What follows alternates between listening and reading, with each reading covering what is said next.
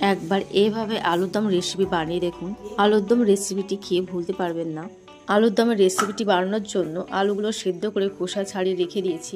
মশলাগুলো প্লেটে সাজিয়ে কড়াইতে পরিমাণ মতো তেল দিয়ে তেলটা গরম করে তার সাথে 5 ফোড়ন, শুকনো লঙ্কা, তেজপাতা, পেঁয়াজ কুচি দিয়ে ভালো করে মশলাটাকে নেড়ে চেড়ে আদা বাটা, রসুন বাটা দিয়ে দিলাম। টমেটো কুচি দিয়ে ভালো করে মশলাটা কষিয়ে সামান্য পরিমাণ জল দিয়ে আবারও মশলাটা কষিয়ে নেব। তার সাথে স্বাদ মতো লবণ, পরিমাণ মতো হলুদ করে কাশ্মীরি লাল লঙ্কা দিয়ে ভালো করে মশলাটাকে কষিয়ে তার সাথে গোটা এলাচ দিয়ে সেদ্ধ করা আলু দিয়ে ভালো করে মশলার সাথে মাখিয়ে নেব। তার সাথে ধনে পাতা কুচি দিয়ে আলুর দমের রেসিপিটা ভালো করে কষিয়ে নেব। আলুর দমের রেসিপিটি ভালোভাবে কষানো হয়ে গেছে। পরিমাণ মতো জল দিয়ে দিলাম। 5 থেকে 6 মিনিট ভালো করে ফুটিয়ে তার সাথে জিরে গুঁড়ো পাউডার দিয়ে দিলাম। আলুর দমের রেসিপিটি তৈরি হয়ে গেছে, নামিয়ে নিচ্ছি। আলুর দমের রেসিপিটির সাথে লুচি, ফ্রাইড রাইসের সাথে খেয়ে দেখবেন। ভিডিওটি ভালো লাগলে লাইক, কমেন্ট অ্যান্ড সাবস্ক্রাইব করে পাশে থাকবেন।